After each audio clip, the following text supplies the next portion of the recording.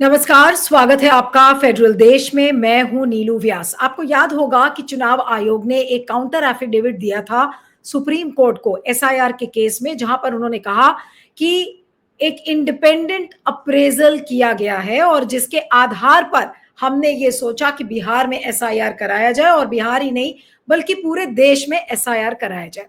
उसके बाद transparency activist, देश की जानी मानी ट्रांसपेरेंसी एक्टिविस्ट हैं अंजलि भारद्वाज, उन्होंने 2 आरटीआई फाइल की। उन्होंने कहा कि 2003 में एसआईआर का जो आधार था, उसको कराने का पैमाना था, वो क्या डॉक्यूमेंट्स हमें मिल सकते हैं as a citizen, as an activist. उन्होंने ये कागज और फाइल्स और जो उनके डॉक्यूमेंट्स थे वो उन्होंने चुनाव आयोग से मांगे। चुनाव आयोग ने उनको देने से मना कर दिया, यानी कि राइट टू नो उनका था, लेकिन उस अधिकार से अंजलि भारद्वाज को वंचित रखा गया।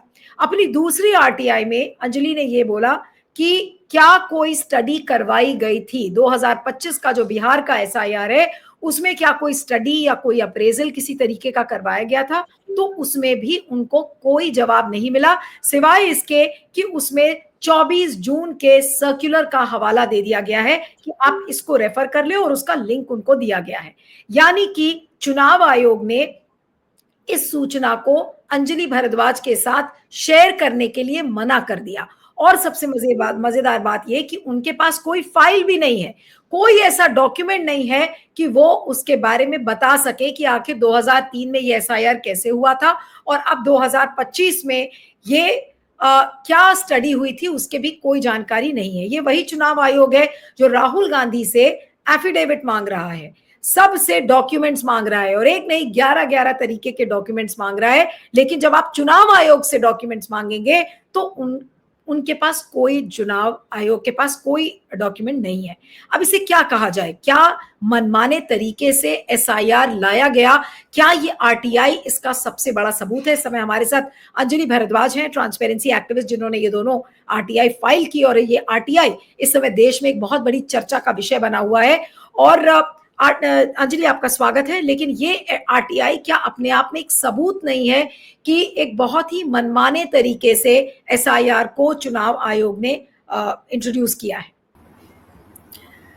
नीलू, ये तो सबूत सबसे बड़ा इस बात का है कि इलेक्शन कमीशन पूरी तरह से पारदर्शिता से भाग रहा है। और एसआईआर की पूरी जो एक्सरसाइज रही है, इसमें बार बार ये बात उठी है कि आखिरकार इलेक्शन कमीशन इतना पर्दे के पीछे छुपकर काम क्यों करना चाहता है। देखिए, एसआईआर की एक्सरसाइज 8 करोड़ लोगों को चेक कर रही है, उनकी एलिजिबिलिटी बिहार में, और पूरे देश में 100 करोड़ लोगों को कहा जाएगा कि आप अपने डॉक्यूमेंट दिखाइए, और अगर आप नहीं दिखा पाए डॉक्यूमेंट जो कि आपकी सिटीजनशिप को, नागरिकता को प्रूव करते हैं, तो हम आपका नाम वोटर लिस्ट से काट देंगे, आप वंचित रहेंगे वोटिंग के अधिकार से। और ये भी लिखा गया है कि अगर आप सस्पेक्टेड फॉरेन नेशनल लगे तो आपका नाम जो है वो सिटीजनशिप एक्ट के तहत कॉम्पिटेंट अथॉरिटी को भेज दिया जाएगा। इतनी बड़ी एक्सरसाइज चुनाव आयोग पूरे देश में करा रहा है।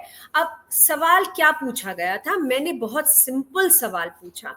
मैंने कहा कि अगर इलेक्शन कमीशन ने कोई भी स्टडी कराई, अप्रेजल कराया, जिसके बेसिस पर उन्होंने ये एसआईआर करने का डिसीजन लिया, तो वो मेरे साथ शेयर कर दिया जाए। क्योंकि चुनाव आयोग ने सुप्रीम कोर्ट में ये कहा था कि हमने एक इंडिपेंडेंट अप्रेजल करा, एक स्वतंत्र आंकलन करा, जिसके बेसिस पर हमें लगा कि ये एक्सरसाइज होनी चाहिए और एसआईआर बहुत जरूरी है। बिहार से शुरू करेंगे हम एसआईआर की एक्सरसाइज को। लेकिन जब मैंने ये मांगा कि आप बताइए एसआईआर की एक्सरसाइज का इंडिपेंडेंट अप्रेजल क्या था जिसके बेसिस पे आपने किया एसआईआर, उन्होंने कहा है मुझे कि नो सच इंफॉर्मेशन एग्जिस्ट्स। तो मतलब सुप्रीम कोर्ट को क्या चुनाव आयोग झूठ बोल रहे थे? ये एक बड़ा सवाल आज उठता है। दूसरी चीज, ये भी मैंने सवाल पूछा कि कोई भी फाइल है जिसमें आप लोग ने पेपर है, जिसके अंदर कोई भी कॉरेस्पॉन्डेंस है, जिसके अंदर ये बातचीत हुई कि हम ये एसआईआर की एक्सरसाइज करेंगे, वो पूरी फाइल्स की कॉपी मुझे दे दीजिए। और ऐसी इंफॉर्मेशन हमने पास्ट में भी निकलवाई है। इलेक्टोरल बॉन्ड्स के केस में ऐसी इंफॉर्मेशन निकलवाई गई थी, सरकार ने वो मुहैया कराई थी, लेकिन इलेक्शन कमीशन कह रहे हैं हमारे पास कोई फाइल ही नहीं है। तो क्या हमें ये बोल रहे हैं इलेक्शन कमीशन कि इतनी बड़ी एक्सरसाइज, इतनी मेहनत एक्सरसाइज इलेक्शन कमीशन बिना किसी फाइल खोले करा दी? उन्होंने ये डिसीजन ले लिया कि हम ये एक्सरसाइज करेंगे और कोई फाइल तक नहीं है उनके पास, ये कहने की कोशिश कर रहे हैं। तो देखिए, यही साफ है कि इलेक्शन कमीशन फाइल दिखाना नहीं चाह रहे हैं। साफ बात तो ये है, हमारे देश में छोटे से छोटा डिसीजन भी लिया जाता है नीलू, किसी एक महकमे में, किसी पब्लिक अथॉरिटी में एक पेन भी खरीदा जाता है तो रिकॉर्ड बनता है कि ये पेन खरीदा जा रहा है। यहाँ पर 100 करोड़ लोगों की एसआईआर हो रही है और election commission expects us to believe कि कोई फाइल ही नहीं खुली इलेक्शन कमीशन में उसके डिस्कशन के लिए कि कैसे की जाएगी, क्या की जाएगी। मतलब वो कह रहे हैं नो इंफॉर्मेशन एग्जिस्ट्स। तो इलेक्शन कमीशन बिल्कुल भाग रहा है जवाबदेही से, इलेक्शन कमीशन पारदर्शिता से भाग रहा है। ये सीधी बात आज हमें नजर आ रही है इस राइट टू इंफॉर्मेशन, सूचना के अधिकार की रिक्वेस्ट के रिस्पॉन्स में जो उन्होंने इंफॉर्मेशन दी है। दूसरी चीज जो मैंने मांगी थी, जो फिर से उसके अंदर कोई रिस्पॉन्स नहीं दिया है इलेक्शन कमीशन ने मेरे क्वेश्चन का, वो था कि 2003 में जो इंटेंसिव रिवीजन बिहार में हुई थी उसकी कॉपी, गाइडलाइंस और ऑर्डर की मुझे दे दीजिए। ये क्यों मांगी मैंने नीलू? इसलिए क्योंकि इलेक्शन कमीशन ने एसआईआर में ये कहा है बिहार के कि अगर आपका नाम 2003 की लिस्ट में था, आपकी इंटेंसिव रिवीजन हुई थी तो उस समय पर, तो आपको कोई डॉक्यूमेंट देने की जरूरत नहीं है, हम मानेंगे कि आप नागरिक हैं देश के। तो भाई 2003 में आपने क्या डॉक्यूमेंट चेक करे थे? हम भी देखना चाहते हैं, पूरा देश जानना चाहता है। दूसरी चीज, एक बड़ा सवाल उठता आ रहा है कि इलेक्शन कमीशन ने पहले तो ऐसा कभी नहीं किया कि लोगों से कहा हो कि सब आप अपने पासपोर्ट लाइए या आप बर्थ सर्टिफिकेट लाइए अपना, अपने माता पिता का। इस तरीके की एक्सरसाइज तो पहली बार हो रही है। तो इलेक्शन आयोग ने ये कहा है कि नहीं, ऐसी एक्सरसाइज तो हमने बिहार में 2003 में भी पहले की थी, क्योंकि लोग कह रहे हैं कि आप तो एनआरसी कर रहे हैं, आप तो सिटीजनशिप चेक कर रहे हैं, ये तो आपने कभी पहले नहीं किया। तो इलेक्शन आयोग कह रहे हैं हमने 2003 में किया था। तो यही सब देखने के लिए और अपने आप को संतुष्ट करने के लिए लोगों को ये सूचना चाहिए कि 2003 में क्या हुआ था। अब चुनाव आयोग वो सूचना देने से भाग रहा है। चुनाव आयोग ने 2003 की गाइडलाइंस की बजाय मुझे 2025 की गाइडलाइन थमा दी है। आप ये सोचिए कि मतलब क्या सोचेंगे इस देश के लोग कि क्या इलेक्शन कमीशन के पब्लिक इंफॉर्मेशन ऑफिसर पढ़ नहीं पा रहे? क्या इलेक्शन ऑफिसर को ये दिखाई नहीं दे रहा है कि 2003 की डॉक्यूमेंट मांगे गए हैं, 2025 के डॉक्यूमेंट क्यों दे रहे हैं वो? मतलब ये तो इवेसिव रिप्लाई हो रहा है। ये तो मतलब सरासर जो इलेक्शन कमीशन में पब्लिक इंफॉर्मेशन ऑफिसर हैं वो भाग रहे हैं सूचना देने से, और कुछ नहीं समझा जा सकता इस आरटीआई की रिस्पॉन्स से नहीं।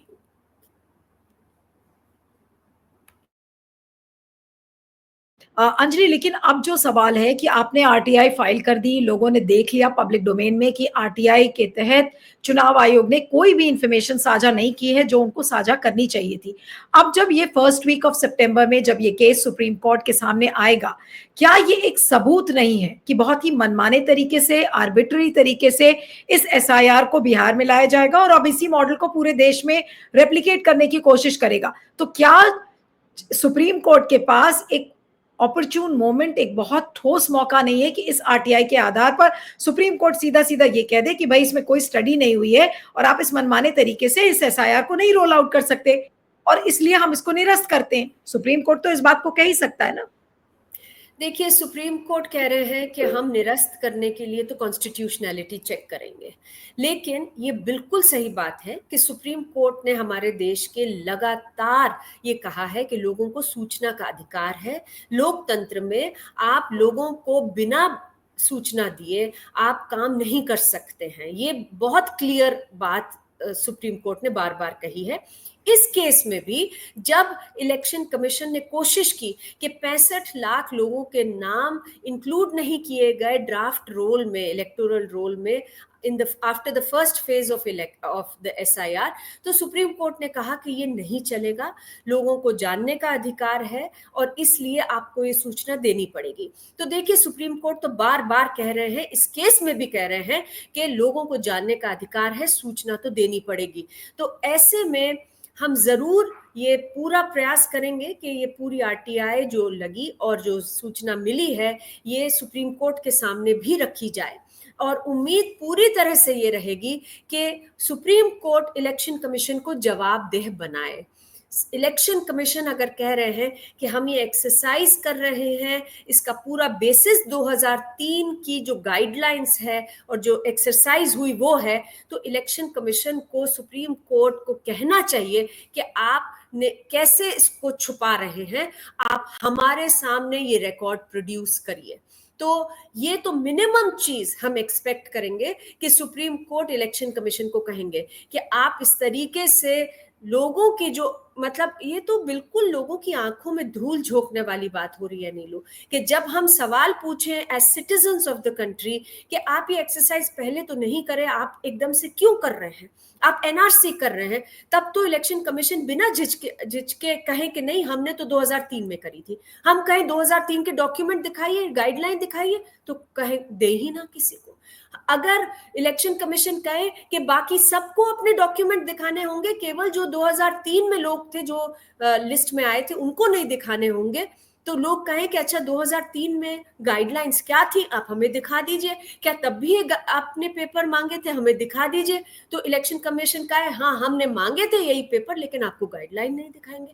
तो मतलब ये तो बिल्कुल सरासर इलेक्शन कमीशन जो है ये सोच रहे हैं कि आर्बिट्ररी तरीके से, बिल्कुल सीक्रेट तरीके से लोकतंत्र में ये काम हो रहा है। और नीलू, मैं बार बार यही बात कहती हूँ कि देखिए, अगर इलेक्टोरल रोल जो वोटर लिस्ट है, अगर वो ही गड़बड़ी हो उसमें, तो चुनाव का कोई मतलब नहीं रह जाता। अगर इलेक्टोरल रोल में, वोटर लिस्ट में गलत लोगों के नाम डिलीट कर दिए जाएं, गलत लोगों के नाम गलत तरीके से ऐड कर दिए जाएं, तो मतलब विनिंग मार्जिन्स कितने कम होते हैं हमारे देश में कई कॉन्स्टिट्यूएंसीज में। तो मतलब आप तो चुनाव का रिजल्ट बिल्कुल खत्म कर देंगे, डिसाइड ही कर देंगे चुनाव होने से पहले। तो इसलिए बहुत जरूरी है कि इलेक्शन कमीशन जब वोटर लिस्ट बना रहे हैं तो लोगों का विश्वास उनमें रहे। वैसे ही हम देख रहे हैं जो लीडर ऑफ ऑपोजिशन ने भी करी थी प्रेस कॉन्फ्रेंस, उसमें भी वोटर लिस्ट पर बड़े सवाल उठे थे कि फेक वोटर्स हैं, कितने सारे फेक वोटर्स हैं। अब ये जो पूरी एक्सरसाइज हो रही है, मतलब जो लीडर ऑफ ऑपोजिशन ने तो एक कॉन्स्टिट्यूएंसी में 1 लाख लोगों का दिखाया था, बिहार में ही 65 लाख लोगों के नाम तो ऑलरेडी ड्राफ्ट वोटर लिस्ट से कटे हैं। हो सकता है बहुत ज्यादा और लोगों के नाम फाइनली कट जाएं आफ्टर दिस SIR, और पूरे देश में तो आप सोचिए करोड़ों लोगों के नाम कटेंगे। तो मतलब क्या बिना पारदर्शिता के, बिना लोगों के विश्वास के इलेक्शन कमीशन ये एक्सरसाइज करेंगे? और अगर ये एक्सरसाइज बिना विश्वास के होती है तो लोगों का फिर इलेक्शंस में क्या विश्वास रह जाएगा, चुनाव आयोग में क्या विश्वास रह जाएगा? ये तो मतलब हमारे लोकतंत्र में पूरी तरह से विश्वास खत्म करने की बात है, चुनावी लोकतंत्र को खत्म करने की बात है।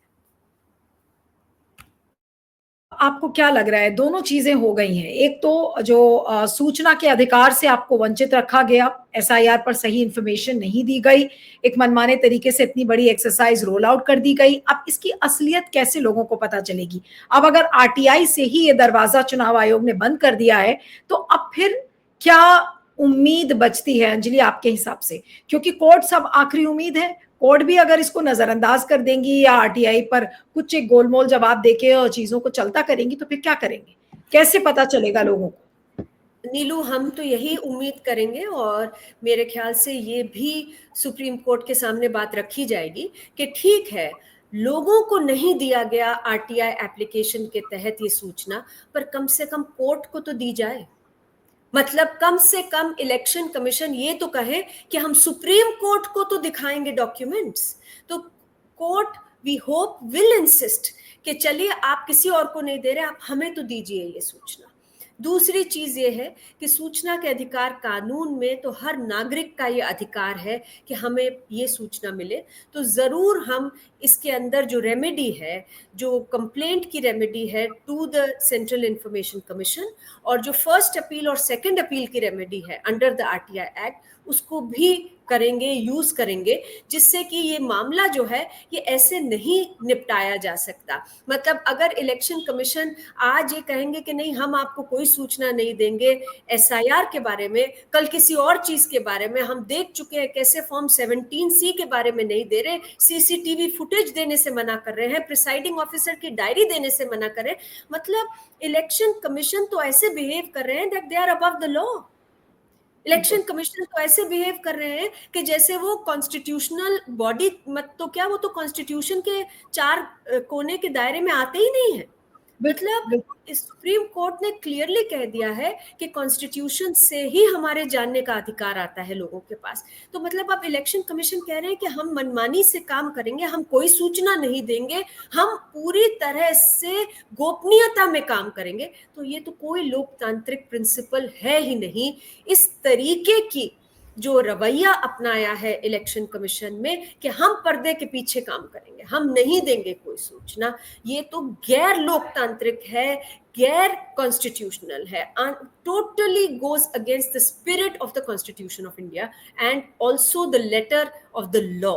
तो ये मुझे लगता है कि सुप्रीम कोर्ट में भी बात उठेगी एंड उठनी चाहिए, and we hope that the supreme court takes strong cognizance of this, and RTI में भी हम इसको पूरी तरह से फॉलो करेंगे, फॉलो अप।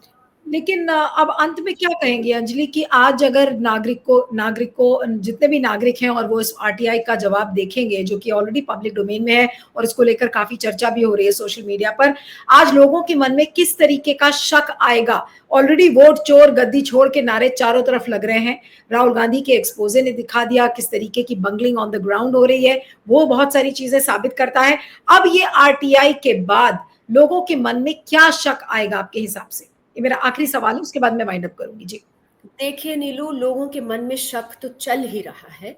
जिस तरीके से ये एक्सरसाइज की गई इलेक्शन कमीशन के द्वारा, किस तरह से इतनी गोपनीयता के साथ, बिना किसी से बातचीत करे हुए, बिना नागरिकों से बातचीत करे हुए, बिना पॉलिटिकल पार्टी से बातचीत करे हुए इलेक्शन कमीशन इतना बड़ा कदम उठाते हैं, बिना कोई नोटिस दिए हुए बिहार के लोगों के ऊपर कहर ढा गया है, क्योंकि उनको कितनी एंजाइटी हो रही है, उनके पास डॉक्यूमेंट्स नहीं है।